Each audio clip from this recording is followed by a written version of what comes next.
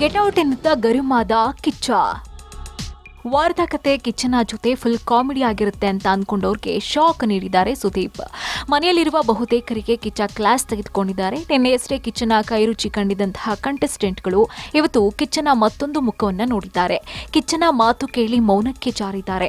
ಅದರಲ್ಲೂ ವಿನಯ್, ಡ್ರೋನ್ ಪ್ರತಾಪ್, ಮೈಕಲ್ಗೆ ಸುದೀಪ್ ನೇರವಾಗಿ ಜಾಡಿಸಿದ್ದಾರೆ. ಎಸ್, ಕಿಚ್ಚನ ಕಾರ್ಯಕ್ರಮ ಇನ್ನೇನು ಶುರುವಾಗಬೇಕು, ಆದರೂ ಕಂಟೆಸ್ಟೆಂಟ್ಗಳು ಕಾರ್ಯಕ್ರಮದಲ್ಲಿ ಭಾಗಿಯಾಗಿಲ್ಲ. ಕಿಚ್ಚನ ಎಂಟ್ರಿ ಕೂಡ ಆಗಿದೆ. ಕಾರ್ಯಕ್ರಮ ಶುರುವಾಗುವಂತಹ ಬೆಲ್ ಕೂಡ ಹೊಡೆದಿದೆ. ವರ್ತೂರ್, ಪವಿ, ಸಿರಿ, ನಮ್ರತಾ, ಸಂಗೀತ ಹೊರತಾಗಿ ಉಳಿದವರು ಇನ್ನೂ ಕೂಡ ರೆಡಿ ಆಗೋದ್ರಲ್ಲೇ ಬ್ಯುಸಿ ಆಗಿದ್ರು. ಇದನ್ ಕಂಡಂತಹ ಕಿಚ್ಚ ಕ್ಲಾಸ್ ತೆಗೆದುಕೊಂಡಿದ್ದಾರೆ. ಮೇನ್ ಡೋರ್ ಓಪನ್ ಮಾಡಿಸ್ತೀನಿ, ಗೆಟ್ ಔಟ್ ಅಂತ ಗದರಿದ್ದಾರೆ.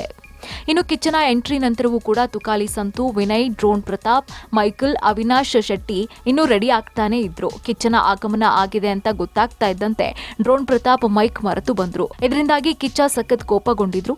ಇದು ಬಿಗ್ ಬಾಸ್ ಮನೆಗೆ ತೋರ್ತಾ ಇರುವಂತಹ ಅವಮಾನ ಅಂತ ಕಟ್ಟು ಶಬ್ದದಲ್ಲಿಯೇ ಬೈದ್ರು. ನಿಮ್ಗೊಂದು ಉತ್ತಮ ವೇದಿಕೆ ಸಿಕ್ಕ ತಕ್ಷಣ ಹೀಗೆ ಅಗೌರವ ತೋರೋದು ಸರಿಯಲ್ಲ ಅಂತ ಕುಟುಕಿದ್ರು. ಅಂದ್ಹಾಗೆ ಕಿಚ್ಚ ಬರೋದಕ್ಕೂ ಮುಂಚೆ ಎಲ್ಲರೂ ಕೂಡ ಸೇರಿರ್ಬೇಕಾಗಿತ್ತು. ಅಲ್ಲದೆ ಬೆಲ್ ಹೊಡೆಯುವ ಮುನ್ನವೇ ಅಲ್ಲಿರ್ಬೇಕಾಗಿತ್ತು. ಆದರೆ ಕಂಟೆಸ್ಟೆಂಟ್ಗಳು ಹಾಗೆ ಮಾಡಿಲ್ಲ. ಸಹಜವಾಗಿಯೇ ಕಿಚ್ಚನಿಗೆ ಇದು ಕೋಪ ತರಿಸಿದೆ.